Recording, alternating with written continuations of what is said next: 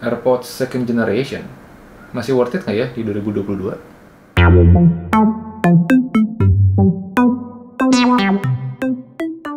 Hey, what's up everyone? Back again with me Adito di channel Adito Aditya.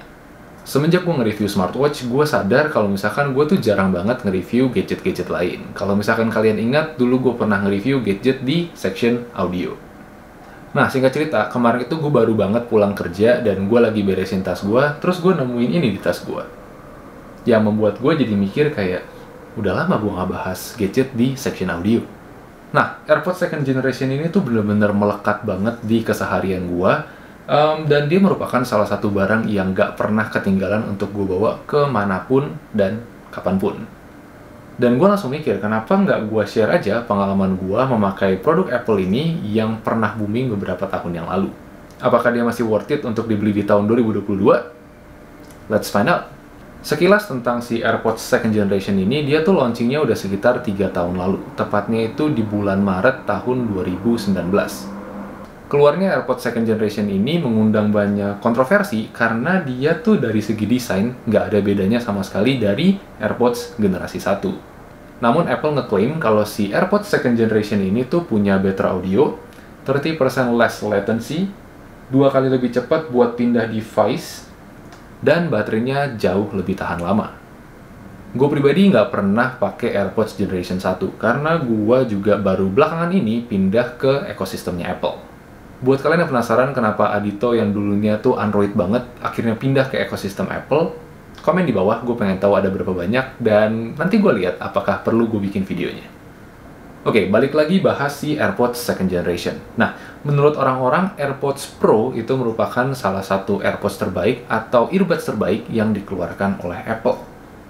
Tapi kalau misalkan gue harus bayar sekitaran 2 jutaan untuk nambah fitur noise cancelling, gue sih mendingan AirPods second generation ya. Kalau gitu, mending kita bahas aja mulai dari desain. Nah, seperti yang gue bilang tadi, desain dari si AirPods second generation ini sama persis kayak generasi 1.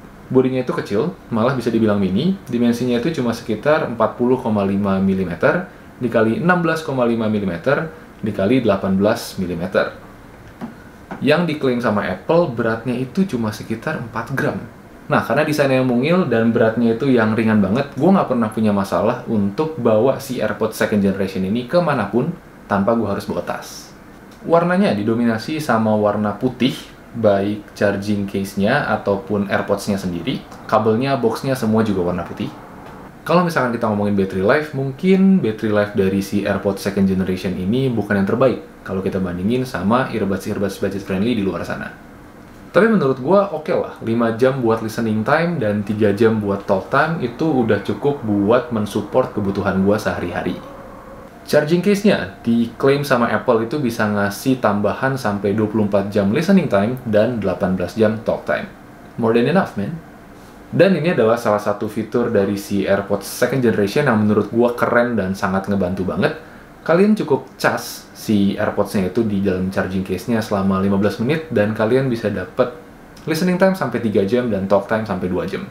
Touch control juga pastinya nggak ketinggalan. Ya iyalah, Basius Encok yang harganya cuma sekitar 300 ribuan aja udah ada touch control, masa ini nggak ada touch control? Koneksinya diklaim sama Apple menggunakan Bluetooth 5.0.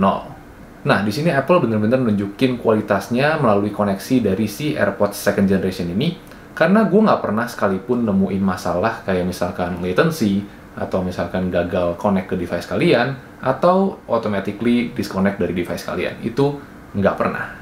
Dan fitur lain dari segi koneksi yang ngebantu gue banget adalah kalian bisa konekin si AirPods second generation ini ke 2 device sekaligus. Dan seperti yang gue mention di awal, pindah antar device-nya itu bener-bener cepet banget. Tadi gue udah mention sekilas tentang kualitas suara dan mikrofonnya yang bener-bener bagus banget. Treble-nya yang oke banget, bass-nya yang bener-bener pas, dia nggak overpowered, terus detailnya yang bener-bener bersih, ngebuat si AirPods second generation ini cocok banget buat teman-teman yang audiophile.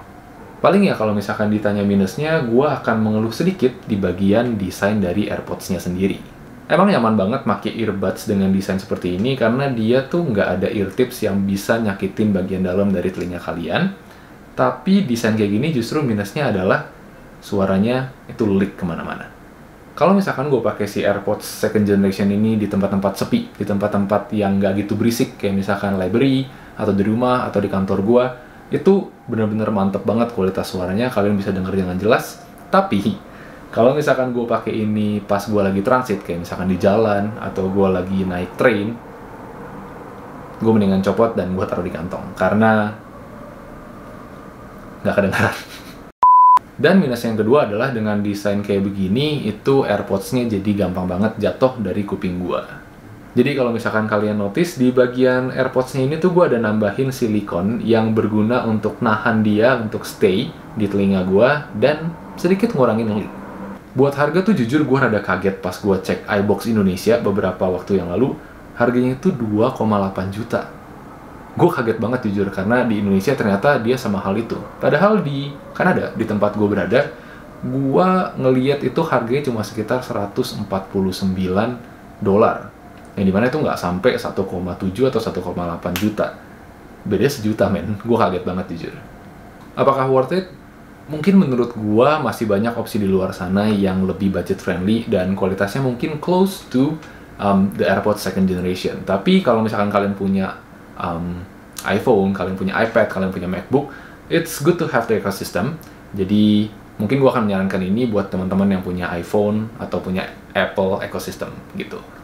So, kalau misalkan gue ditanya apakah si AirPods second generation ini masih worth it di tahun 2022? Jawabannya iya. Karena menurut gue AirPods Pro itu kemahalan banget, dan alternatif lain kayak misalkan dari Bose, dari Sony, atau dari Jabra, itu harganya juga mirip-mirip. Sehingga kalau misalkan kalian udah punya ekosistem Apple, menurut gue just go with AirPods second generation. So menurut gue untuk earbuds premium, si AirPods second generation ini masih layak banget untuk dibeli di 2022. Nah, buat teman-teman yang mau beli, gue udah taruh linknya di kolom description box di bawah. Oke, gue rasa sekian dulu sharing gue terhadap si AirPods second generation ini. Dan buat teman-teman yang suka sama konten-konten kayak gini, jangan lupa like, share, dan subscribe buat nunjukin dukungan kalian terhadap channel Adito Aditya. Alright, last but not least, keep learning, but take it slow. Adito out, see you in the next video.